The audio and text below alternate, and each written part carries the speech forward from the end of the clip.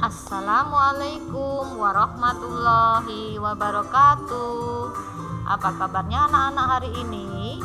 Pada hari ini mudah-mudahan kita semua selalu dalam lindungan Allah Subhanahu wa taala dan dijauhkan dari pandemi yang mewabah dunia saat ini. Ya anak-anak, pada pagi hari ini sebelum kita memulai pembelajaran, yuk kita baca basmalah bersama-sama. Bismillahirrohmanirrohim. Pada hari ini kita belajar tema 4, tema 9, sungguh kayanya negeriku, subtema 1, kekayaan sumber energi di Indonesia, pembelajaran ketiga.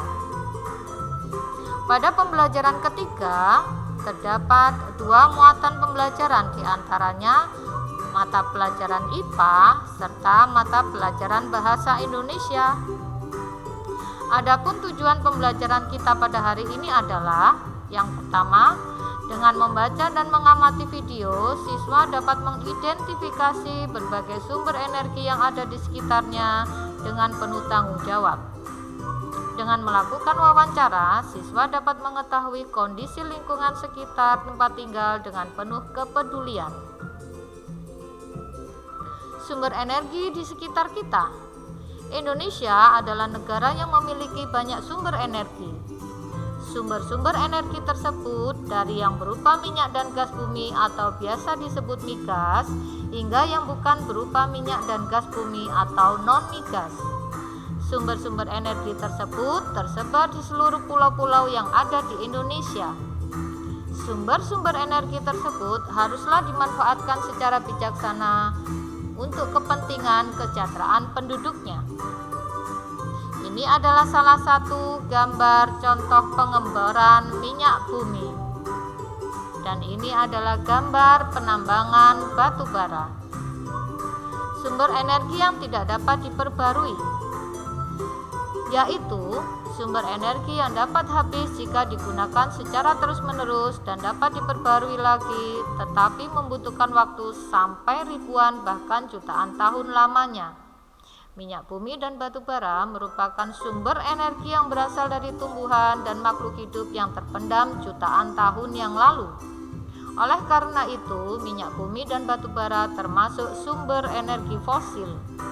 Adapun gas alam merupakan minyak bumi yang berwujud gas. Sumber energi yang dapat diperbaharui, yaitu sumber energi yang tidak akan habis walaupun digunakan secara terus-menerus. Sumber energi ini dapat memperbaharui sendiri. Oleh karena itu, kita juga harus tetap bijak dan hemat dalam menggunakan energi tersebut ya. Angin. Angin merupakan sumber energi yang tidak akan pernah habis.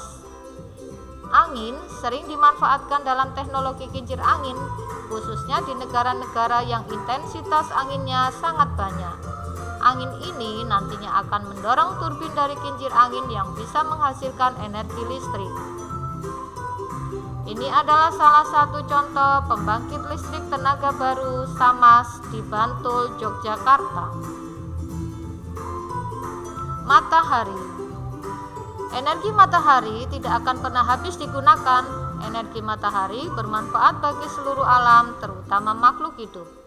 Sumber energi panas matahari dapat dimanfaatkan untuk berbagai macam aktivitas, misalnya menjemur hasil ikan, mengeringkan baju, membantu proses fotosintesis tumbuhan, serta sebagai pembangkit listrik tenaga surya.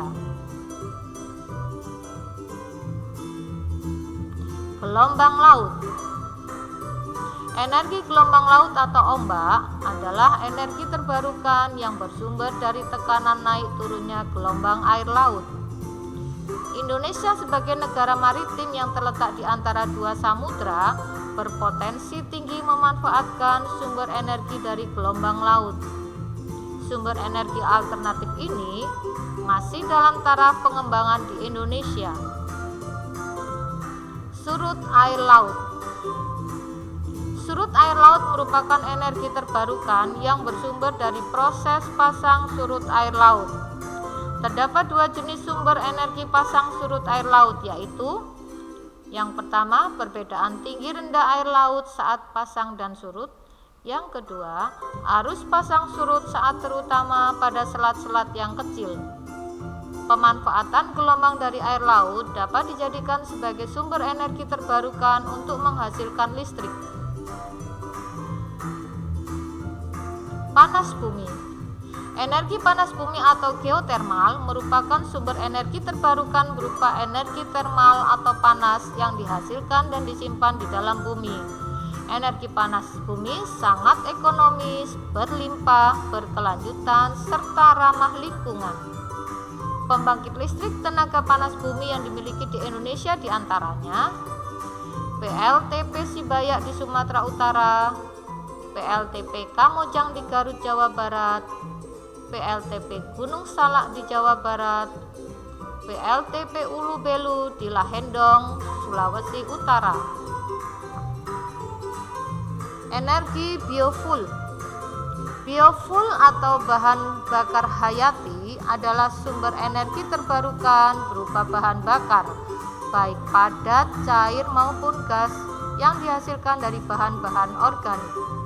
Sumber biofuel adalah tanaman yang memiliki kandungan gula yang tinggi, contohnya pada tanaman tebu dan sorghum, serta tanaman yang memiliki kandungan minyak nabati tinggi, yaitu jarak dan kelapa sawit.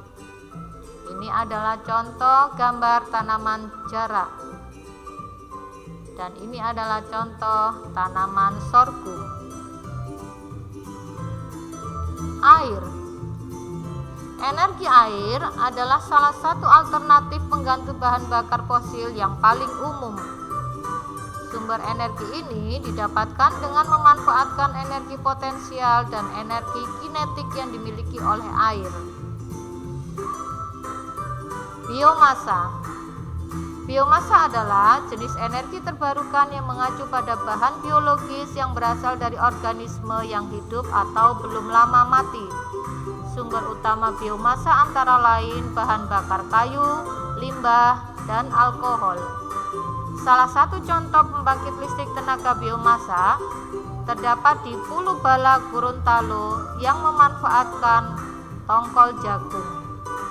Anak-anak coba dilihat ya, ini adalah gambar pembangkit listrik tenaga biomasa di Gorontalo yang memanfaatkan tongkol jagung.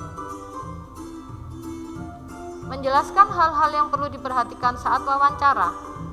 Saat melakukan wawancara dengan narasumber, kita juga harus memperhatikan sikap. Misalnya, menggunakan bahasa yang santun, menggunakan pertanyaan yang singkat yang mudah dipahami, serta tidak menyela pembicaraan. Selain itu, kita juga memilih narasumber yang harus sesuai dengan bidang keahliannya. Jika wawancara yang dilakukan tentang pemanfaatan sumber energi di bidang pertanian, maka narasumber yang dapat kita temui adalah petani. Ada beberapa kata tanya yang bisa kita gunakan untuk membuat pertanyaan wawancara, di antaranya kata tanya apa digunakan untuk menanyakan benda, keadaan, atau perbuatan. Kata tanya siapa digunakan untuk menanyakan orang atau pelaku. Kata tanya mengapa digunakan untuk menanyakan sebab atau alasan terjadinya suatu peristiwa. Kata tanya kapan digunakan untuk menanyakan waktu. Kata tanya di mana digunakan untuk menanyakan tempat. Kata tanya bagaimana digunakan untuk menanyakan keadaan atau proses terjadinya suatu hal. Kata tanya berapa digunakan untuk menanyakan jumlah. Ya anak-anak, untuk tugas hari ini kalian bisa buka buku halaman 23 tema 9 tentang manfaat energi matahari. Tugas tersebut dibuat dalam bentuk peta konsep manfaat energi matahari. Tugas tersebut ditulis di kertas bupalo atau HVS dan dihiasi sekreatif mungkin. Kalian fotokan dan kirim ke wali kelas masing-masing ya. Alhamdulillah anak-anak, pembelajaran hari ini telah selesai. Semoga bermanfaat bagi kita semua. Wassalamualaikum warahmatullahi wabarakatuh.